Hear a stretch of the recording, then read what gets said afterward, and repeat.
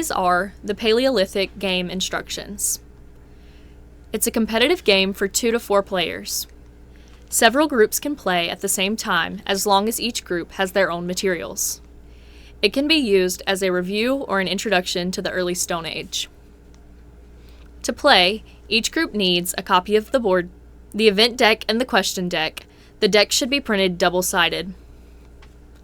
Counters to represent families. These constitute a student's score, and each group should have 20 to 30. Player markers. These are what students will move around the board. They should look different enough that students can tell which piece is theirs. A 6-sided dice, and maybe something to roll it in.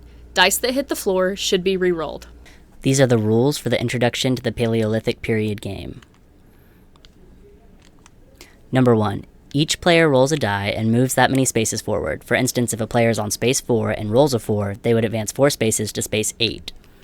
Number 2. If a player lands on a blank space, either do nothing or challenge another player to a game of rock, paper, scissors. Whoever wins takes 1 family counter from the loser. 3. If a player lands on a space with a picture of stone tools on it, draw a matching card and follow its directions. 4. If a player lands on a space with a horse on it, the player who would take the next turn draws a matching card and reads the question to the player who landed on the space. If that player answers the question correctly, they gain 1 family. 5. If a card causes a player to lose their last family, ignore the card.